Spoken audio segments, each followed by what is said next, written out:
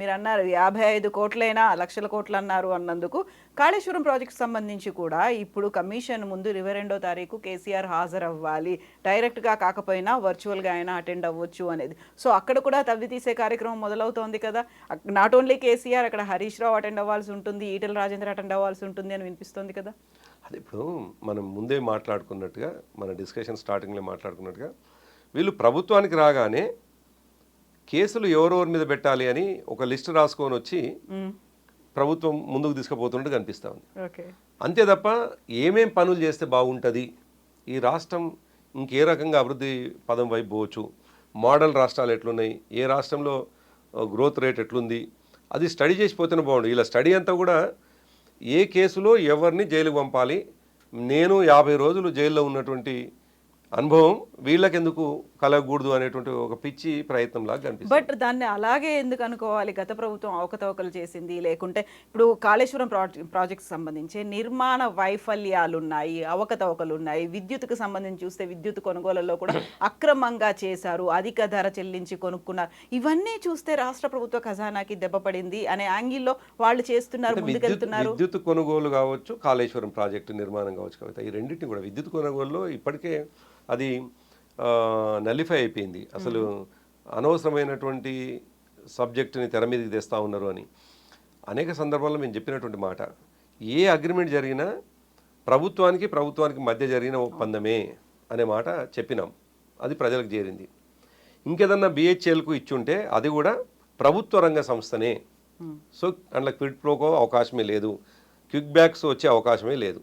కాబట్టి అసలు ఇంతకుముందే కేసీఆర్ గారు చెప్పినటువంటి మాటనే, ఈ రాష్ట్రానికి 24 గంటల కరెంటు ఉండాలి అని అంటే ₹1 ఎక్కువ ఖర్చు పెట్టైనా పర్వాలేదు, కరెంటు తీసుకొద్దామనేటువంటి ఆలోచన చేసినారు. నిజం కూడా అది కనిపించింది, మన కళ్ళ ముందు ఉన్నటువంటిదే. 24 గంటల కరెంటు అనేటువంటిది. సరే, వాళ్ళు పిచ్చి మాటలు మాట్లాడుతూ ఉన్నారు, ఇచ్చిందా ఇవ్వలేదు అని మాట్లాడుతున్నారు. అనుభవంలో ఉన్నటువంటి వాళ్ళకి, మనకు తెలుసు, ప్రజలకు తెలుసు 24 గంటల కరెంటు వచ్చిందా రాలేదని తెలుసు.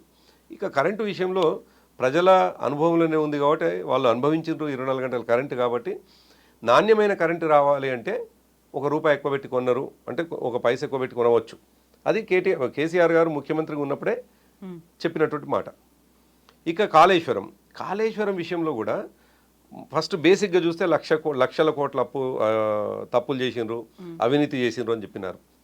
పదే పదే చెప్తున్నటువంటి అవినీతి అని చెప్తున్నటువంటి వీళ్ళు ఎక్కడ అవినీతి జరిగింది అంటారు, కాళేశ్వరం మొత్తంలో అవినీతి అంటారు. అవినీతి ఒకవేళ జరిగితే అసలు మిగతా ప్రాజెక్టులన్నీ చర్చించకుండా ఓన్లీ మేడిగడ్డ కోసం మాట్లాడుతున్నారు. మేడిగడ్డలో ఇంజనీరింగ్ డిఫాల్ట్ జరిగింది, దాంట్లో అనుమానం ఏం లేదు, మనకు అనిపిస్తూ ఉంది.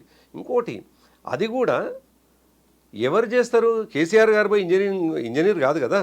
బట్ కేసీఆర్ గారు చెప్పారు కాబట్టి ఆ డిజైన్ అంతా ఆయన ఫైనల్ డెసిషన్ అనే మాట కూడా అసలు ఆ ఆర్గ్యుమెంట్ అనేటువంటిది, ఒకవేళ అటువంటి మాట ఇంజనీర్లు ఎవరని చెప్పినా కానీ అంత పెద్ద తప్పు ఇంకోటి ఉండదు. కేసీఆర్ గారు ప్రతిపాదన పెట్టి ఉండవచ్చు, ఏమని, ఫలానా ప్రాంతంలో నీళ్ళు అవైలబిలిటీ ఉందన్నప్పుడు దాన్ని ఏ మేరకు మీరు అంటే కన్స్ట్రక్షన్ని క్వాలిటీ కన్స్ట్రక్షన్ చేయమని చెప్తారా, లేకపోతే ఆ క్వాలిటీ కన్స్ట్రక్షన్ చేయకుండా డిజైన్ ఇచ్చేది ఇంజనీర్లే. అవైలబిలిటీ ఆఫ్ వాటరు ఒక పొలిటికల్గా డిస్కషన్ చేసుకుంటే కేసీఆర్ గారు చేయొచ్చు. ఎందుకంటే ఆయన కొంత డెప్త్గా పోతారు కాబట్టి, కొద్దిగా డీటెయిల్గా ఆలోచిస్తారు కాబట్టి. అందులో మహారాష్ట్రతో గతంలో జరిగినటువంటి డిస్టర్బెన్సు, 49 దగ్గర వాళ్ళు కావాలన్నారు, 50 ఎకర్ దగ్గర వీళ్ళు కోరుకున్నారు, లేదు 49కి మీరు పరిమితం కాండి అని చెప్పేసి మహారాష్ట్ర గవర్నమెంట్ రిస్ట్రిక్షన్స్ పెట్టింది హైటు. సో అటువంటి సందర్భంలో అవైలబిలిటీ ఆఫ్ వాటర్ ఎక్కడ ఉంది అనుకున్నప్పుడు మేడిగడ్డ ప్రాంతంలో ఉంది అని, కాళేశ్వరం కింద ఉంది అని, ఇవన్నీ కూడా చూసినప్పుడు అక్కడ కడితే ఇంకెక్కువ లాభం అవుతుందని చెప్పేసి 3 బ్యారేజ్లు వచ్చాయి. మిగతా అంతా కూడా అదే డిజైన్. నిజానికి మనం ఎక్కడి నుంచి వెళ్ళి పైనుంచి చూసుకున్నట్లయితే శ్రీపాద ఎల్లంపల్లి నుంచి వెళ్ళి కింద కొండపోచమ్మ వరకు కూడా చూసుకున్నట్టయితే కొండపోచమ్మది ఒకటి అదనంగా వచ్చింది. కానీ మిగతా అన్నీ కూడా కాంగ్రెస్ ప్రభుత్వంలో డిజైన్ అయినటువంటివే. అయితే ఒక్క మేడిగడ్డలో అది డిఫెక్ట్ అయితే అది మొత్తం కాళేశ్వరమే కొట్టుకపోయింది అనేటువంటి డిస్కషన్ చేయడం అనేటువంటిది రాంగ్ అనేది తేలిపోయింది. ఇంకోటి, ఇది ఎప్పుడైతే డిస్టర్బెన్స్ జరిగిందో ఇమీడియట్గా ఈ ప్రభుత్వం రాగానే చర్యలు తీసుకుని ఉంటే అసలు అది కూడా ఇబ్బంది కాదు. ఈ ప్రభుత్వం చేసినటువంటి పిచ్చి పని వల్ల దాదాపు కొన్ని వేల క్యూసెక్కుల నీళ్లు సముద్రంలో కలిసిపోతూ ఉన్నాయి. కాబట్టి కేసీఆర్ గారిని ఆ రకమైనటువంటి ఆరోపణ చేయడం ద్వారా ఆయన క్యారెక్టర్ని మలినం చేయాలనుకుంటే సాధ్యం కాదు. ఎందుకంటే ఆయన వచ్చిన తర్వాత మొత్తం వ్యవసాయ రంగం ఎంత అద్భుతంగా అభివృద్ధి చెందిందో, వ్యవసాయ రంగం పురోగమనంలోకి పోయిందో ప్రజలే చూసినటువంటిది. ఇవాళ ఈ ప్రభుత్వం రాగానే ఎందుకు దిగుబడి తక్కువ వచ్చింది, ఎందుకు నీళ్ళు ఇవ్వలేకపోతున్నారు, ఎందుకు కోదాడ సూర్యాపేట ఆ ప్రాంతానికి పోవాల్సినటువంటి ఎస్ఆర్ఎస్పి నీళ్లు పోకలేకపోతున్నాయి. గతంలో కేసీఆర్ గారు ప్రతి చిన్న చెరువు కూడా రిజర్వాయర్ల ద్వారా నీళ్లు నింపి వ్యవసాయాన్ని పెంచినారు. సో ఇవన్నీ కళ్ళ ముందు ఉన్నాయి. ఇవాళ నీళ్లు లేకపోయి దాన్ని ఆరోపణల చుట్టూ తిప్పి, కేసుల చుట్టూ తిప్పి, ప్రజల ఇంట్రెస్ట్ని, ప్రజల ఆలోచన విధానాన్ని పక్కకు పెట్టేసి, ప్రజలకు ఏం చేయాలనేటువంటి విషయాన్ని పక్కకు పెట్టి కేసీఆర్ గారిని జైలులోకి పంపాలి, కేటీఆర్ గారిని జైలులోకి పంపాలి, ఈ స్కీమ్ చుట్టూ తిరిగితే ప్రజలు ఎట్లా యాక్సెప్ట్ చేస్తారు? ఇక్కడ ఒక ఇంట్రెస్టింగ్ అంశం గురించి మనం మాట్లాడుకోవాలి. ఇప్పుడు రాష్ట్ర ప్రభుత్వానికి వెరీ క్లోజ్ ఫ్రెండ్ అయినటువంటి ఎంఐఎం చీఫ్ అసదుద్దీన్ ఓవైసీ ఒక కామెంట్ చేశారు. ఎవరైనా జైలుకు వెళ్ళి రాక తప్పదు, అలాంటి పరిస్థితి వస్తుంది, జైలుకు వెళ్ళొస్తేనే ప్రజల పరిస్థితులు, స్థితిగతులు తెలుస్తాయి. అంటే అందులో ఏమైనా నర్మగర్భంగా ఉందా? ఎవరెవరు జైలుకి వెళ్తారు ఏంటి అనేదైనా ముందు ఇండికేషన్ ఇచ్చారా? అంటే మీరు చెప్పిన దాంట్లో ఒకటి రెండు విషయాలు చర్చ చేసుకుంటే, మొదటిది వాళ్ళిద్దరు అన్నదమ్ములు కూడా జైల్లో పోయి వచ్చినారు కాబట్టి జైల్లో ఎట్లుంటుందో మిగతా వాళ్ళు కూడా చూపించాలని చెప్పేసి ఒక మాట ఉండవచ్చు అందులో. రెండవది ఆయన స్నేహితుడు అయిపోయినాడు. ఇప్పుడు మనకు చాలా స్పష్టంగా అసెంబ్లీలో అసదుద్దీన్ ఓవైసీ గారు ఎంత కాపాడుతూ ఉన్నాడు రేవంత్ రెడ్డి గారిని, ఏ రకంగా ఆయనకు మరి ఏం అభయం ఇచ్చిందో తెలియదు మనకు. కానీ ఆయన కాపాడే పద్ధతి చూస్తే ఎంత ఆశ్చర్యం. మనమైతే మనం చూసినాం. ఒకటి, అల్లు అర్జున్కి సంబంధించినటువంటి సబ్జెక్టు అసలు ఎటువంటి అసందర్భమైనటువంటి సబ్జెక్టు. ఆ నిమిషానికి అసలు చర్చ జరుగుతుందేమో రైతు భరోసాకు సంబంధించి. ఆయన క్లారిఫికేషన్స్ ఇస్తున్నటువంటి సందర్భంలో ముఖ్యమంత్రి చివరి క్లారిఫికేషన్లో మా హరీష్ రావు గారు మాట్లాడిన తర్వాత ఈయనని స్పీకర్కు డైరెక్ట్ చేస్తూ ఉన్నాడు. స్పీకర్ గారు ఇంకా ఆయన చెప్పాల్సిన అన్ని విషయాలు చెప్పినారు, ఇంకా మీరు ఆయనకు అవకాశం ఇస్తారని నేను అనుకోవటం లేదు. ఆయన ముఖ్యమంత్రి ఆయనకు డైరెక్షన్ ఇస్తూ ఉన్నాడు. ఇస్తూ మళ్ళీ క్లారిఫికేషన్ మాత్రం అసదుద్దీన్ ఓవైసీకి ఇస్తాడు. ఇచ్చినప్పుడు ఆయన అడిగేటువంటి మాట చెప్పాల్సినంత చెప్పి, ఇదే కాకుండా ఇంకొక మాట అవుట్ ఆఫ్ దిస్ అని చెప్పుకుంటూ మంచు విష్ణు కోసం ఏదో చర్చ, మంచు విష్ణు అంటారు, అల్లు అర్జున్ సంబంధించినది. అంటే ఎటువంటి సందర్భం లేకుండా అసందర్భమైనటువంటి చర్చలు తీసుకొస్తున్నాడు అసదుద్దీన్ ఓవైసీ అని అనుకున్నప్పుడు, అది ఎవరి ప్రమోషను, ఎవరి ఆలోచన విధానానికి అనుకూలంగా పనిచేసిండు ఆయన? దానికి ఆయన 1 hour ఎక్స్ప్లెనేషన్ ఇచ్చాడు. ఎవరు? రేవంత్ రెడ్డి గారు చేసిన తప్పు, దానికి ఎక్స్ప్లెనేషన్ ఇచ్చాడు. దీంతో వాళ్ళిద్దరి మధ్య ఉన్నటువంటి అండర్స్టాండింగ్ కనిపిస్తూ ఉంది కదా. దీంతో వాళ్ళిద్దరి మధ్యలో ఉన్నటువంటి అనుబంధం అందులో ముందు నుంచి కూడా, సరే మా ప్రభుత్వంలో ఉన్నారా, మాకంటే ముందు ప్రభుత్వంతో అడ్జస్ట్మెంట్ ఉందా, వాళ్ళ ట్రాక్ని ఒకసారి చూస్తే, వాళ్ళ నేపథ్యాన్ని ఒకసారి చూస్తే, ఎప్పుడు ఏ ప్రభుత్వం వస్తే ఆ ప్రభుత్వంతో కరెక్ట్గా ఈ నోటితోటే మాట్లాడినటువంటి వాళ్ళు గతంలో వేణోళ్ళ పొగిడినరు కదా కేసీఆర్ గారిని. అవును, వేణోళ్ళ పొగిడారు, 10 ఏళ్ల పాటు మీతో ఫ్రెండ్షిప్ చేశారు. అయినప్పటికీ కూడా ఓల్డ్ సిటీకి మెట్రోని తీసుకురావాలి అంటే కేసీఆర్ అసలు ఎప్పుడూ పట్టించుకోలేదు అనే మాట కూడా చెప్పారు. అదే అంటున్నాను కదా, 10 ఏళ్లలోనేమో అసలు కేసీఆర్ గారి నాయకుడు ఉండడం మేము చాలా ప్రౌడ్గా ఫీల్ అవుతున్నాం, తెలంగాణ అంటే అసలు ఇటువంటిది అటువంటిది అని ఇదే అసెంబ్లీలో మాట్లాడినాడు. మళ్ళీ ఇమీడియట్గా ఈ ప్రభుత్వంలో రేవంత్ రెడ్డి గారిని పొగుడుతూ ఉన్నాడు.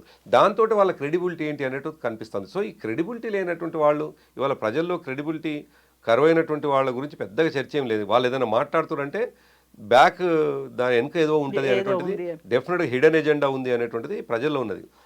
కాకపోతే మీరు అన్నట్టుగా ఇప్పుడు ఆయన రేవంత్ రెడ్డి దగ్గర స్నేహితుడిగా మారిండ్రు కాబట్టి వాళ్ళకి ఏమైనా లిస్ట్ రాసిస్తే ఈయన బయట చదువుతున్నాడేమో చూడాలి. ఎందుకంటే ఈయన చాలా మందిని పంపించాలనే ఆలోచన ఉందో ఏమో వీళ్ళకి. మరి అటువంటి దాన్ని ఆయన అసదుద్దీన్ ముందు మాట్లాడినట్టున్నాడు. సరే, వాళ్ళు ఏం మాట్లాడుతుండ్రు అనేటువంటి కంటే, ఇప్పుడు బాధ్యత లేనటువంటి వాళ్ళు, ఎంఐఎం పార్టీకి సంబంధించినటువంటి వాళ్ళు ఏం మాట్లాడారనే చర్చని పక్కకు పెడితే, బాధ్యతగా ఉండాల్సినటువంటి కాంగ్రెస్ పార్టీ నాయకులు కావచ్చు, ముఖ్యమంత్రి ఏం చేస్తుడు అనేది ముఖ్యం. కాబట్టి వాళ్ళు చేస్తున్నటువంటి చర్యలు చిన్నపిల్లల చర్యలాగా ఉంది, పిచ్చి ప్రయత్నంలాగా ఉంది, ఒక రివెంజ్ పాలిటిక్స్ నడుపుతా ఉన్నారు. ఇదంతా కూడా మంచిది కాదు, ఈ రాష్ట్రానికి మంచిది కాదు. అయితే ఇక్కడే ఒక క్లియర్గా ఒక మాట కూడా మనం మాట్లాడుకోవాలి. కేటీఆర్ అరెస్ట్ అవుతారు అనేది ఒక రకంగా కాంగ్రెస్ పార్టీ నుంచి వినిపిస్తుంది. అదే ఊహాగానాలు బీఆర్ఎస్ పార్టీ కూడా చేస్తున్నట్టు కనిపిస్తోంది. గతంలో పాడి కౌశిక్ రెడ్డి ఒక మాట అన్నారు, కేటీఆర్ని కనుక మీరు అరెస్ట్ చేస్తే రాష్ట్రం అగ్నిగుండం అయిపోతుందని. మీకు వచ్చినటువంటి డైరెక్షన్స్ ఏంటి అసలు? యాక్చువల్గా అరెస్ట్ అవుతే నెక్స్ట్ కార్యాచరణ ఏముండాలి అని? డైరెక్షన్స్ ఏం రాలేదు కవిత. ఎందుకు మా పార్టీలో అరెస్టు అనేటువంటి విషయం ఒక నిజం కూడా అరెస్ట్ అంటూ జరుగుతాయి. ఎందుకంటే వాళ్ళ దుందుడుకు చర్యలు, వాళ్ళ ఆతృత, వాళ్ళ యొక్క కోర్టులను ఆశ్రయించే పద్ధతి చూస్తేనేమో చేస్తారేమో అరెస్ట్ అనేటువంటిది. సరే, పాడి కౌశిక్ రెడ్డి గారు రిథమిక్గా ఏదన్నా ఆ సందర్భానికి అనుకూలంగా అందులో కొద్దిగా యువకుడు కొద్దిగా ఆవేశంతో అన్నాడేమో.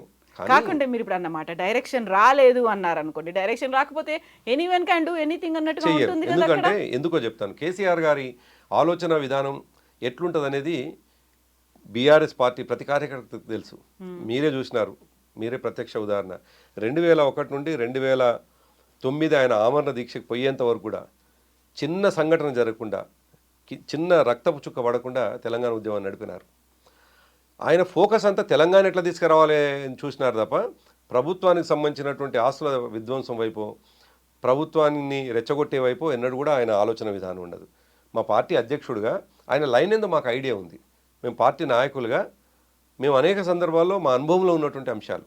కాకపోతే డెమోక్రటిక్గా మేము తప్పకుండా నిరసనలు తెలుపుతారు. మా పార్టీ వర్కింగ్ ప్రెసిడెంట్ అరెస్ట్ ఒకవేళ అయితే ఎందుకు ఊకుంటాం? మౌనంగా ఊకుంటాం కదా. డెఫినెట్గా ప్రజాస్వామ్య పద్ధతిలో మాత్రమే మా నిరసనలు ఉంటాయి. ప్రజాస్వామ్య పద్ధతిలో మాత్రమే మా యొక్క మాటలు ప్రభుత్వానికి వినిపించేటట్టు చేస్తాం. అంతే తప్ప ఈ అగ్నిగుండాలు, ఈ అగ్నికి ఆవుతవుళ్ళు ఇవన్నీ కూడా ఏం జరగవు.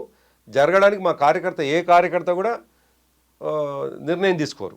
ఎందుకంటే మా కేసీఆర్ గారి ఆలోచన విధానం ఈ ప్రభుత్వం ఆస్తులు విధ్వంసం అంటే అది అల్టిమేట్గా పేదవాడి మీద పడుతుంది, మా మీద పడుతుంది, మనందరి మీద పడుతుంది.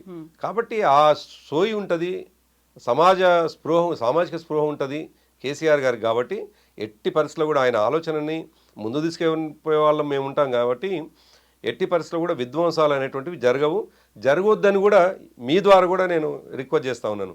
ఎట్టి పరిస్థితుల్లో ఒకవేళ కేటీఆర్ గారిని అరెస్టు చేయడం అనేది దుర్మార్గం. ఒకవేళ చేస్తే అక్రమం. వాళ్ళకి చేసిన తర్వాత మనం తెలంగాణని చాలా పద్ధతిగా ప్రజాస్వామ్య బద్ధంగా పార్లమెంటరీ సిస్టమ్ ద్వారా తెచ్చుకున్నటువంటి వాళ్ళం. రేపు కేటీఆర్ గారు జైలుకు పోతే కేటీఆర్ గారిని మనం ఏదో విధ్వంసం సృష్టించడం ద్వారా మళ్ళీ బయటకు తెచ్చుకోలేం. తెచ్చుకునే పద్ధతి ఏంటి అంటే మళ్ళీ లీగల్ ఇష్యూసే ఫేస్ చేయాలి. మన అడ్వకేట్లు ఉంటారు, మన పార్టీకి సంబంధించిన లీగల్ సెల్ ఉంటుంది, వాళ్ళు చూసుకుంటారు. కాబట్టి మా బాధ్యత ఏంటి? మేము కేటీఆర్ గారు ఒకవేళ జైలుకు వెళ్తే వారు లేనటువంటి సందర్భంలో ఈ ప్రభుత్వాన్ని ఎట్లా నిలదీయాలి, ఈ ప్రభుత్వం ఇచ్చినటువంటి హామీలని ఎట్లా అమలు చేయాలి, దాని మీద మా దృష్టి ఉంటుంది. దాని మీదనే ఫోకస్ పెడతాము తప్ప ఒకవేళ అరెస్ట్ అయితే మళ్ళీ వచ్చేంత వరకు మా అడ్వకేట్లు చూసుకుంటారు. అది మా బాధ్యత కాదు. కాబట్టి మా దృష్టి దాని మీద స్పెసిఫిక్గా ఏముండదు. మాకు ఆ డైరెక్షన్స్ కూడా నిజానికి మా పార్టీలో కేసీఆర్ గారు కావచ్చు, కేటీఆర్ గారు కావచ్చు, ఎట్టి పరిస్థితుల్లో కూడా విధ్వంసాన్ని సృష్టించేటువంటి ఆలోచన చేసేటువంటి వారు ఉంటే కూడా వాళ్ళను నిలువరిస్తారు తప్ప ఎంకరేజ్ ఎట్టి పరిస్థితులు చేయలేదు. ఎప్పుడు నేను దాదాపు 7 years స్టేట్ యూత్ ప్రెసిడెంట్గా పనిచేసినాను. ఆ తర్వాత పార్టీ జనరల్ సెక్రటరీగా పనిచేసినాను. అనేక కీలక నిర్ణయాలు నేను భాగస్వామ్యం అయి ఉన్నవాన్ని. కాబట్టి కేసీఆర్ గారి ఆలోచన విధానం మాకు తెలుసు. కాబట్టి నేను వారి ఆదేశం ఎటువంటిది లేకున్నా నేను వ్యక్తిగతమైనటువంటి నా అనుభవంతో నేను ఇవాళ మా క్యాడర్కి చెప్తా ఉన్నా, ఎట్టి పరిస్థితుల్లో ఎవరు విధ్వంసం వైపు పోరు. కేసీఆర్ గారి ఆలోచన విధానం మీకు తెలుసు కాబట్టి ఇప్పుడు కేటీఆర్ అరెస్ట్ ఒకవేళ అయిన తర్వాత అప్పుడైనా కేసీఆర్ బయటకు వచ్చి మాట్లాడతారా అసలు?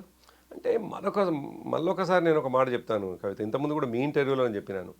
కేసీఆర్ గారు ఎప్పుడు రావాలి అనేటువంటిది ఆయనే నిర్ణయం తీసుకుంటారు. బయటికి ఈయన అరెస్ట్ కాగానే తెల్లారే వస్తాడా, సంవత్సరానికి వస్తాడా, అసలు అరెస్ట్ కోసం మాట్లాడా అనేటువంటిది ఎవరు ఊహించలేనటువంటిది విషయం. ఎందుకంటే కేసీఆర్ గారిని పసిగట్టడం కానీ, కేసీఆర్ గారి ఆలోచనని అర్థం చేసుకోవడం కానీ ఈ దేశంలో ఎవరికి సాధ్యం కాలేదు. బహుశా కుటుంబ సభ్యులకు కూడా అర్థం కాలేదు ఇప్పటివరకు. నేను అనుకుంటాను ఇంకా కొద్దిగా ఒక అడుగు ముందుకేసి చేస్తే తనతో పాటు దాదాపు 50 సంవత్సరాలు 45 సంవత్సరాలుగా జీవితం గడుపుతున్నటువంటి మా మేడం శోభమ్మకు కూడా ఆయన ఆలోచన విధానం అర్థం కాకపోవచ్చు. కాబట్టి కేసీఆర్ గారు ఏం తీసుకున్నా, ఎటువంటి నిర్ణయం తీసుకున్నా అది అప్రాపరేట్ నిర్ణయాలు తీసుకుంటారు, అప్రాపరేట్ టైంలో రియాక్ట్ అవుతారు. కాబట్టి అసందర్భంగా సందర్భం లేకుండా ఆయన రియాక్ట్ కారు. ఆయన చేసే ప్రతి పని ప్రజలకు ఉపయోగపడాలి అని నిర్ణయం తీసుకుంటాడు. కాబట్టి కొడుకు అరెస్ట్ కాగానే తెల్లారే వచ్చిండా రాలేదా, ఇది అసలు ఆయన ఆ చర్చలకు పోరు. కేసీఆర్ గారు ఒకవేళ కేటీఆర్ గారు అరెస్ట్ అయితే ఇదొక పొలిటికల్ కక్ష సాధింపులో భాగంగా జరుగుతుంది అని చాలా ఈజీగా అర్థం చేసుకుంటారు తప్ప ఈ ప్రపంచంలో ఎవరి మీద జరగట్లేదు, నా కుటుంబం మీదే జరుగుతుంది కాబట్టి నేను అని ఇట్లా బట్టలు చింపుకునే క్యారెక్టర్ కాదు కేసీఆర్ గారిది. కేసీఆర్ గారు ఇటువంటివి కక్ష సాధింపు చర్యలు చేసేటువంటి ప్రభుత్వాలు ఉన్నప్పుడు ఏ పద్ధతిలో కూల్గా వ్యవహరించాలనో ఆయనకు తెలుసు. గతంలో ఉద్యమం చేస్తున్నటువంటి సందర్భంలో ఎన్ని కేసులు అయినాయో ఆయన చూసినటువంటి వ్యక్తి. కాబట్టి కేటీఆర్ గారు అరెస్ట్ అయిన నెక్స్ట్ మినిటే బయటకు వస్తాడా రాడా అని మనం ప్రిడిక్ట్ చేయకపోవచ్చు. కానీ నా వ్యక్తిగతంగా నా అనుభవంలో నేను చెప్తున్నాను, అంత తొందరపడి నిర్ణయాలు తీసుకునే వ్యక్తి కాదు కేసీఆర్ గారు. ఎస్ అండి ప్రభాకర్ గారు, థ్యాంక్ యూ సో మచ్ అండి. Thank you.